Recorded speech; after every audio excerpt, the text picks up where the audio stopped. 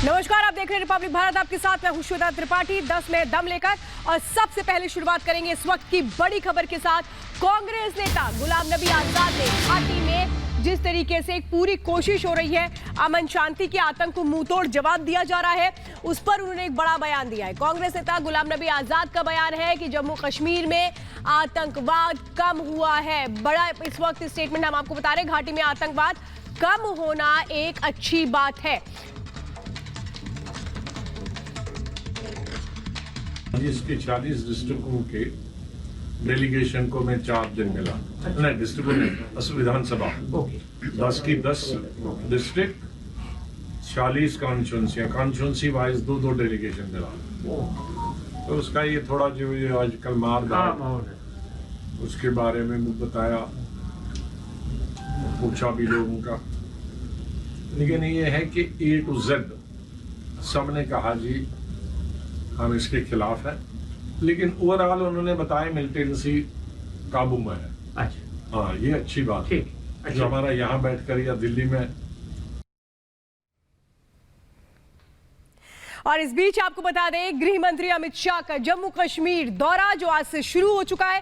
3 दिन के जम्मू कश्मीर दौरे पर है गृह मंत्री अमित शाह, जिन्होंने आज एक हाई लेवल मीटिंग भी की। 4.5 घंटे तक ये मीटिंग चली, जिसमें साफ तौर पे एक बड़ा संदेश ये दे दिया गया कि घाटी में शांति बहाली की कोशिश की राह में जो अड़ंगा पैदा करेगा उसके खिलाफ कड़े कदम उठाए जाएंगे। देखिए रिपोर्ट।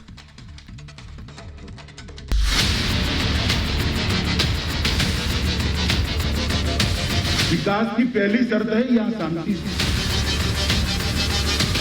और यहाँ विकास के एक नए दौर की शुरुआत। शाह करेंगे हाफिज और मसूद के मंसूबे को ध्वस्त। गृह मंत्री के दौरे से सरहद पार मची खलबली। आतंक के खिलाफ शाह की अचूक रणनीति तैयार।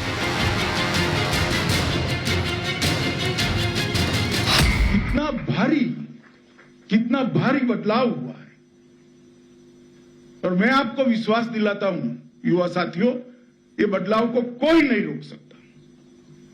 कोई कितनी भी ताकत आजमा ले, ये बदलाव के बयार को अब कोई रोक नहीं सकता। ये आगे बढ़ने वाली है और कश्मीर में एक नए युग की शुरुआत। घाटी की सुरक्षा में तैनात हमारे वीर जवान आतंकियों को वहीं पहुंचा रहे हैं जहां उन्हें होना चाहिए। चुन चुन कर मौत की घाट उतार रहे हैं। आतंकियों के खिलाफ चल रही कार्रवाई के बीच गृह मंत्री अमित शाह के कश्मीर दौरे ने जहां जवानों के हौसलों को बुलंद किया, वहीं सरहद पार बैठे हाफिज सईद और मौलाना मसूद अजहर जैसे आतंकी अजगरों की नींद उड़ा दी है। कश्मीर घाटी की बात करेंगे तो कुछ किलिंग्स जो है नॉन लोकल्स और माइनॉरिटीज़ को लेकर हुई है, जिसकी वजह से काफ़ी ज़्यादा डिस्टर्बेंस देखने को मिला था कश्मीर में। लेकिन साथ साथ अमित शाह को अब लोग और सिक्योरिटी चीफ बता रहे हैं कि सिचुएशन जो है काफ़ी ज़्यादा काबू में है। कई दिनों से कोई किलिंग नहीं हुई है, कोई लॉ एंड ऑर्डर का सिचुएशन नहीं हुआ है। बैक टू बैक जो है पुलिस आर्मी के साथ मिलकर ऑपरेशन भी चला। श्रीनगर पहुंचते ही आतंकियों के खिलाफ एक्शन प्लान को लेकर अमित शाह एक्शन में आए। उपराज्यपाल और सुरक्षा अधिकारियों के साथ करीब 4 घंटे तक बैठक की। इस बैठक के दौरान आतंक से निपटने पर चर्चा हुई। हाई लेवल मीटिंग के बाद गृह मंत्री अमित शाह ने युवाओं के साथ बातचीत भी की। आतंकवाद कम हुआ है, पथराव अदृश्य हो गया है, और मैं आपको विश्वास दिलाना चाहता हूं, जम्मू कश्मीर की शांति को जो लोग खलल पहुंचाना चाहते हैं, हम उनके साथ सख्ती से निपटेंगे। ये जो विकास की यात्रा शुरू हुई है, इसमें कोई भी रूड़ा नहीं डाल पाएगा। ये हमारा कमिटमेंट है। घाटी में शांति से बौखलाए इमरान के आतंकी अब आम लोगों को निशाना बनाने लगे हैं। बेगुनाहों का खून बहाकर घाटी में एक बार फिर दहशत पैदा करने की हो रही कोशिशों के बीच गृह मंत्री के दौरे की अहमियत कहीं ज्यादा बढ़ गई। पाकिस्तान के खूनी मंसूबों को पराजित करने के लिए खास रणनीति तैयार की गई है। अमित शाह के इस दौरे के दौरान आतंक के खिलाफ तैयार उस रणनीति पर अंतिम मोहर लगाई जाएगी। कि ये टारगेट किलिंग नहीं है, बल्कि ये हताशा और निराशा है। और जो लोग इस तरह के आतंकवादी हों, अलगाववादी हों, जो या उनके आका हों, जो भी इस तरह की हरकतें कर रहे हैं, उनको भी इस तरह मालूम है कि उनका अंजाम क्या हो रहा है। शाह के दौरे से इस्लामाबाद में खलबली क्यों मची हुई, हम आपको बताएंगे, लेकिन उससे पहले जान लीजिए कि शाह के दौरे के दौरान किस तरीके की सुरक्षा व्यवस्था है। गृह मंत्री की सुरक्षा के लिए शार्प शूटर, स्नाइपर और ड्रोन तक तैनात किए गए हैं। अर्धसैनिक बलों की 20 से 25 अतिरिक्त टुकड़ियां तैनात की गई हैं। मिल रही जानकारी के मुताबिक भारत में अशांति फैलाने के लिए पाकिस्तान तालिबानी आतंकियों की मदद ले रहा है। आतंकी मंसूबों को अंजाम देने के लिए उन्हें पैसे देकर हिंदुस्तान में घुसपैठ करवा रहा है। इन चुनौतियों से निपटने के लिए गृह मंत्री अमित शाह की मौजूदगी खास रणनीति पर चर्चा होने वाली है। उसी रणनीति ने पाकिस्तान में बैठे आतंकियों के आकाओं की नींद उड़ा दी है। दौरे के पहले दिन गृह मंत्री अमित शाह शहीद इंस्पेक्टर परवेज अहमद डार के घर पहुंचे और उनकी शहादत को सलाम किया। अहमद डार पिछले दिनों नौगाम में आतंकियों से लड़ते हुए वीर गति को प्राप्त हुए थे। Bureau report, Republic Bharat. और आइए अब आपको बताते हैं कि अफगानिस्तान सीमा से महज 20 किलोमीटर दूर पर आखिर किस तरीके का युद्धाभ्यास चल रहा है, जिसके बाद अब तालिबान के भी होश फाख्ता हो रहे हैं। लेकिन रूस चौकन्ना है, क्योंकि रूस ने जो नरमी दिखाई उसके बाद रूस अब ये बताने की कोशिश कर रहा है कि जो पड़ोसी देश है, चाहे ताजिकिस्तान की बात करें, ये तमाम वो देश जिसके साथ मिलकर के युद्धाभ्यास की तैयारी हो रही है, ये तालिबान को सीधे सीधे बताने की कोशिश है कि अगर अपना दायरा छोड़ करके आगे बढ़ने की कोशिश की तो फिर किस तरीके से एक बड़ी सेना का सामना करना पड़ेगा। देखिए इस पर रिपोर्ट।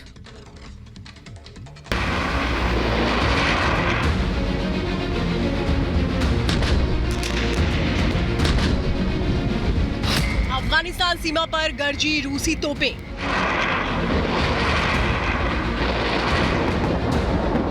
अब धुआं धुआं होगा आतंकिस्तान।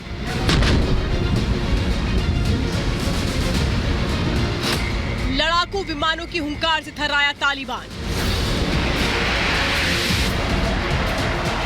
अफगानिस्तान में आई नई सरकार को लेकर पुतिन के तेवर भले ही नरम हो गए हों, लेकिन तालिबानी आतंकियों की बढ़ती ताकत ने रूस को चौकन्ना कर दिया है, जिसका सबूत है गरज रही ये तोपें।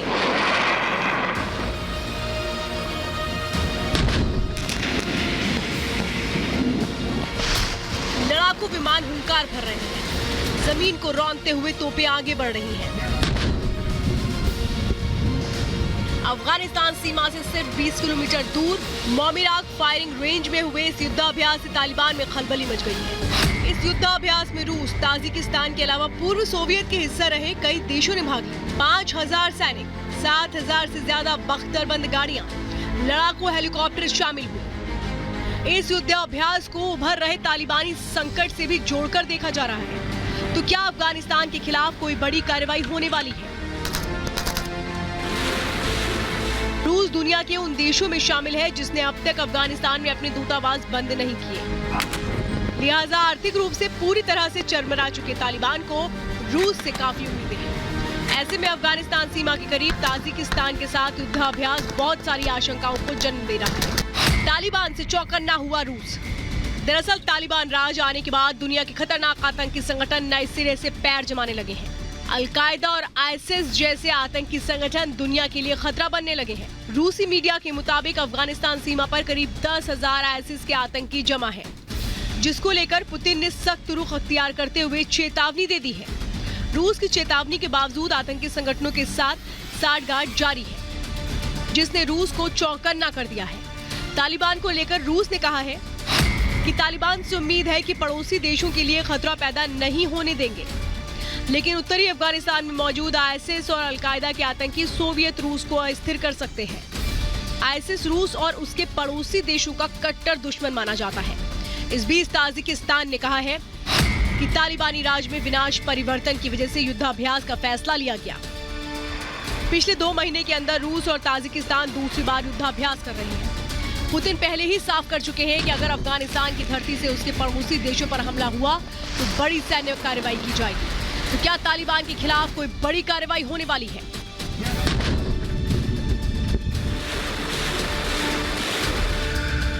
Bureau report, Republic Bharat. और चलिए अब बात करते हैं तालिबान के दोहरे चरित्र की। वो तालिबान जो ये कहता था कि हमसे डरने की जरूरत नहीं है, हम किसी के लिए भी खतरा नहीं है, वो तालिबान अब ये कह रहा है सिखों से, अफगानिस्तान के सिखों से, कि अगर अफगानिस्तान में रहना है तो फिर इस्लाम धर्म को कबूल करना होगा। यानी कि सिख जो है वो वहां पर सिख बन करके अपने धर्म के साथ नहीं रह सकते। यानी कि तालिबानियों ने किस तरीके से एक और क्रूरता दिखाई है, एक फरमान जारी कर दिया है, इस पर रिपोर्ट देखिए।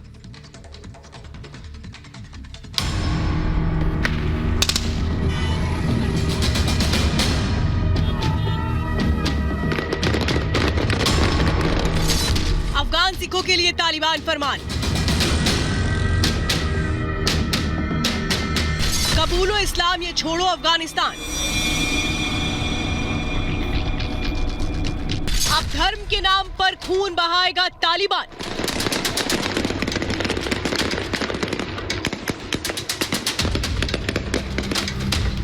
बदला नहीं है तालिबान, बल्कि और बदतर हो गया है और खूंखार हो गया है। धर्म के नाम पर लोगों का खून बहाने के लिए बेचैन होने लगा है। गवाह है कि हर रोज आ रही नई नई तस्वीरें और नए नए फरमान पूरे अफगानिस्तान को तालिबानी शरिया कानून में जकड़ने के बाद तालिबान के आतंकी आकाओं के सिखों पर हमला बोलना शुरू कर चुके हैं। तालिबान में सिख नरसंहार की धमकी,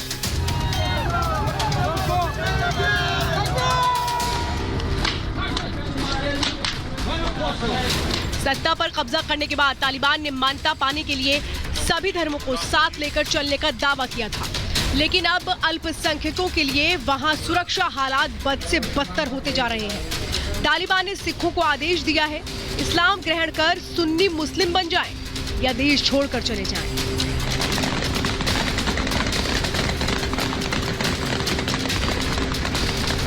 रिपोर्ट के मुताबिक तालिबान ने कहा है सिखों को सुन्नी इस्लाम कबूल कर लें, जो लोग कबूल नहीं करेंगे उन्हें मार दिया जाएगा। तालिबानी सरकार कभी भी देश में विविधता को बढ़ावा नहीं देगी। इस फरमान के जरिए आतंकी आकाओं ने साफ कर दिया कि नए अफगानिस्तान में वही रहेगा जो इस्लाम कबूल करेगा, इस्लाम धर्म को मानेगा। बाकी लोगों के लिए अफगानिस्तान में कोई जगह नहीं है।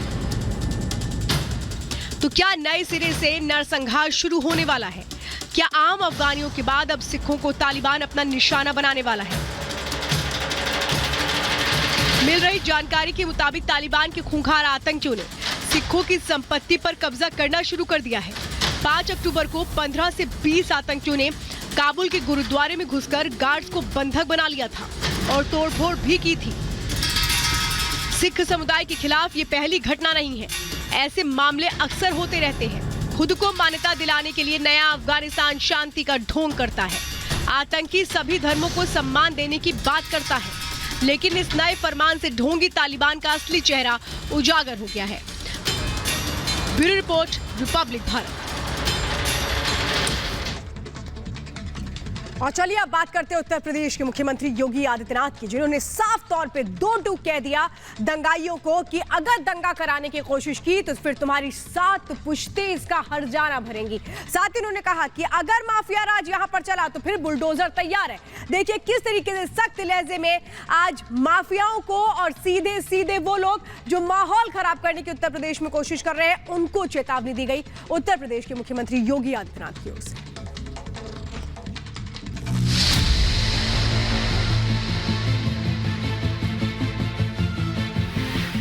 2004 से 2014 तक जिस प्रकार की सरकारें थी, उनका एक ही उद्देश्य होता था, जैसे भी हो भारत की आस्था पर प्रहार करना। देश की आस्था पर प्रहार को लेकर सीएम योगी का ये बयान यूपी के सुल्तानपुर का है। योगी आदित्यनाथ ने विपक्ष पर निशाना साधते हुए केंद्र और यूपी सरकार की उपलब्धियों को गिनाना शुरू किया, तो 2014 से पहले की उस दर्द को बयां किया जिसे देश को झेलना पड़ता था। दरअसल सीएम योगी ने धर्म के नाम पर की जाने वाली सियासत पर बोलते हुए कहा कि 2004 से 2014 तक आए दिन धार्मिक सियासत के जरिए केंद्र और राज्य में बैठी सरकारें आस्था पर प्रहार करने से नहीं चूकती थी। 2004 से 2014 तक जिस प्रकार की सरकारें थी,